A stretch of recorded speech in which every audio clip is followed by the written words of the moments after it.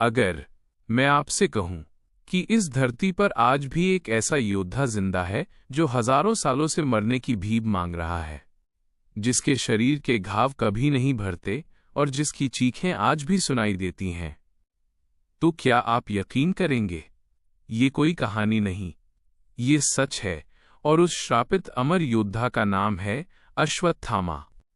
अश्वत्थामा का जन्म महान ब्राह्मण योद्धा द्रोणाचार्य और उनकी पत्नी कृपि के घर हुआ था, जो स्वयं कृपाचार्य की बहन थीं, और उनका जीवन आरंभ से ही एक अद्भुत और रहस्यमयी आभा से घिरा हुआ था, क्योंकि जैसे ही उन्होंने जन्म लिया, उन्होंने घोड़े के समान तेज गर्जना की, जिससे ये संकेत मिला कि यह बालक साधारण नहीं, बल्कि एक असाधारण योद्धा बनने वाला है। बचपन में ही उसने गरीबी, अभाव और अपमान का सामना किया। उसके पिता द्रोणाचार्य अत्यंत महान विद्वान और धनुर्विद्या के आचार्य होते हुए भी आर्थिक रूप से कमजोर थे। एक दिन जब बालक अश्वत्थामा ने अपने मित्रों को दूध पीते देखा, तो उसके मन में भी इच्छा जागी और उसने अपने पिता से दूध मांगा। लेकिन असहाय द्रोणाचार्य के पास कोई उपाय नहीं था। तब कृपि ने आटे को पानी में घोलकर उसे दूध जैसा बना दिया, और मासूम अश्वत्थामा उसे सच्चा दूध समझकर पी गया। यह दृश्य द्रोणाचार्य के हृदय को भीतर तक तोड़ गया, और उसी क्षण उन्होंने ये संकल्प लिया कि वे अपने पुत्र को इतना शक्तिशाली बनाएंगे कि उसे कभी किसी चीज की कमी नहीं होगी। इसी संकल्प के साथ वे अपने पुराने मित्र द्रुपद के पास सहायता मांगने पहुंचे, लेकिन वहां उन्हें अपमानित होना पड़ा। द्रुपद ने उन्हें पहचानने से इनकार कर दिया और उन्हें दरबार से अपमानित करके निकाल दिया। यह अपमान द्रोणाचार्य के हृदय में आग बनकर जलने लगा और उन्होंने प्रतिशोध लेने की ठान ली। इसके बाद वे हस्तिनापुर पहुंचे, जहां उन्होंने कौरवों और पांडवों को शिक्षा देना शुरू किया, और अश्वत्थामा भी उन्हीं के साथ राजकुमारों के बीच बड़ा हुआ। वहां उसने न केवल युद्ध कला सीखी, बल्कि उसने अपने भीतर एक कठोरता और प्रतिशोध की भावना भी विकसित की। उसकी मित्रता दुर्योधन से इतनी गहरी हो गई कि वो उसके लिए कुछ भी करने को तैयार था। समय बीतता गया, और जब महाभारत का महान युद्ध प्रारंभ हुआ, तो अश्वत्थामा ने बिना किसी संकोच के कौरवों का साथ चुना, क्योंकि उसके लिए ये केवल युद्ध नहीं, बल्कि अपने पिता के सम्मान और अपने मित्र के प्रति निष्ठा का प्रश्न था। युद्ध के दौरान वो एक भयानक योद्धा के रूप में उभरा। उसकी आंखों में केवल क्रोध और प्रतिशोध की ज्वाला थी। उसने कई योद्धाओं को पराजित किया, और उसका नाम सुनकर ही शत्रु कांप उठते थे। लेकिन उसके जीवन का सबसे बड़ा दुखद मोड़ तब आया, जब पांडवों ने द्रोणाचार्य को हराने के लिए एक चाल चली। भीम ने अश्वत्थामा नाम के हाथी को मार दिया, और युधिष्ठिर ने सत्य और असत्य के बीच का वाक्य बोला। अश्वत्थामा मारा गया। यह सुनकर द्रोणाचार्य का मन टूट गया। उन्होंने अपने शस्त्र त्याग दिए, और उसी क्षण धृष्टद्युम्न ने उनका वध कर दिया। ये घटना अश्वत्थामा के जीवन का सबसे बड़ा आघात बनी। उसने अपने पिता को खो दिया, और उसके भीतर की मानवता धीरे धीरे समाप्त होने लगी। अब उसके भीतर केवल प्रतिशोध था और कुछ नहीं। युद्ध के अंतिम दिनों में जब दुर्योधन मृत्यु के निकट था, तब अश्वत्थामा उससे मिलने गया, और दुर्योधन ने उसे अपने अपमान और पराजय का बदला लेने के लिए उकसाया।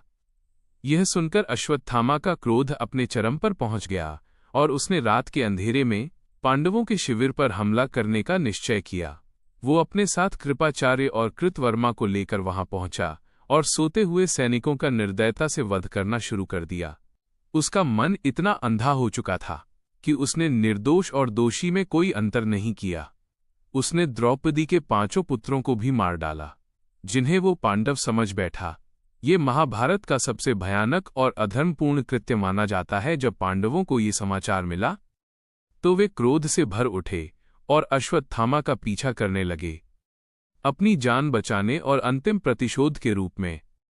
अश्वत्थामा ने ब्रह्मास्त्र का प्रयोग किया, जो पूरे ब्रह्मांड को नष्ट करने की क्षमता रखता था।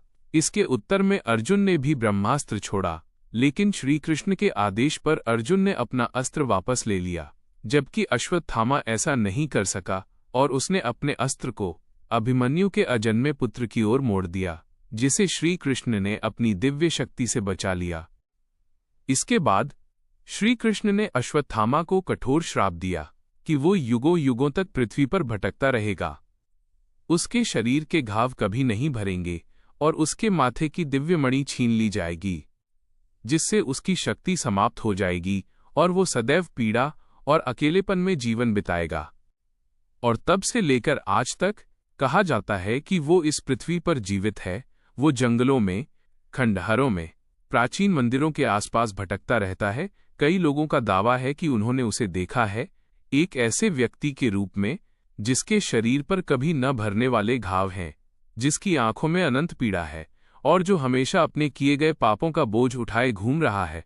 समय के साथ उसकी कहानी एक किंवदंती बन गई है, लेकिन उसके पीछे छिपा सत्य आज भी लोगों को सोचने पर मजबूर कर देता है कि क्या वास्तव में अमरता एक वरदान है या फिर एक भयानक श्राप।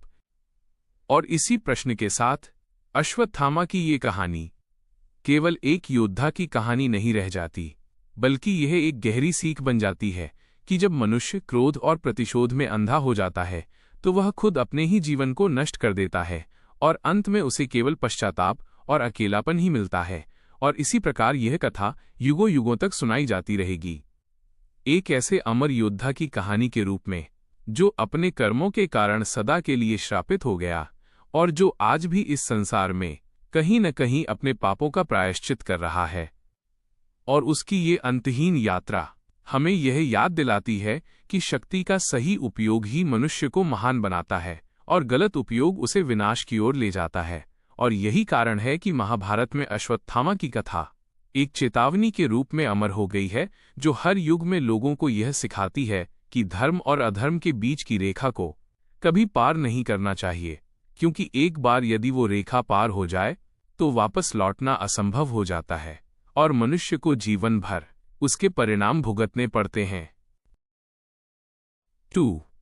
अगली बार जब आप गुस्से में कोई फैसला लेने जाएं, तो एक बार अश्वत्थामा को जरूर याद करना, क्योंकि एक गलती आपको भी जिंदगी भर के लिए श्रापित कर सकती है।